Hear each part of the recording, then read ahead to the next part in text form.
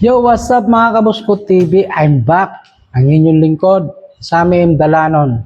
For today's video mga boss, ay ipapakita ko sa inyo ang isa sa mga kaibigan ko na sinusuportahan ko matagal ng panahon, na sa ngayon mga boss ay nakita ko ay naiba ang kanyang content. Dahil siguro ay napansin niya, nakita niya na mahina ang kanyang views sa kanyang mga content o vlog, kaya naiba yung content niya. So ganoon naman talaga dito mga boss, ang ating papel sa paggawa ng content o mga ina-upload na mga video na kung sakali ay mahina ang ating video, ay kailangan natin na mag-iba ng linya. Pero itong si Idol Larry Vlog, ito, matagal ko na pong kaibigan yan at lagi po ko nakasuporta dyan sa kanya, na kung minsan nga mga boss ay nag-comment na po ako sa kanyang ina-upload na video dahil kakaiba na mga boss. Panoorin nyo na lang at paunawa, bawal po ito sa mga bata.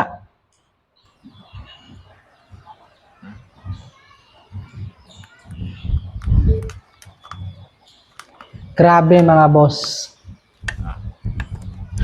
Hamakin mo yan mga boss. Katul po yan kinakain ni Larry Vlogs. Chemical po yan, di ba mga boss? Kung ang usok nga niyan kung amuyin natin masangsang, ano pa kaya kung kainin mo? Gaya ng comment ko sa iyo boss sa Larry Vlog, no? Na marami naman tayong pwedeng gawing content boss. Huwag lang yung mga delikado boss. Ang dami mo nang ginawang content na na kakaiba. Dito lang ako nag-react na hamakin mo yan, kainin mo yung katol. Boss, huwag po natin isalang-alangan ating kalusugan para lang mapansin o kumita dito kay Facebook.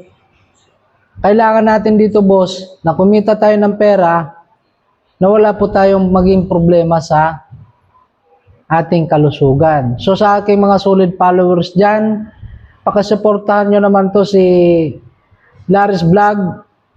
Tulungan po natin ito na suportahan at alisin yung ganitong klaseng content. Boss Larry Vlog, huwag na po nating tularan o gayahin si Boy Tapang. So yun lang, maraming salamat. Peace.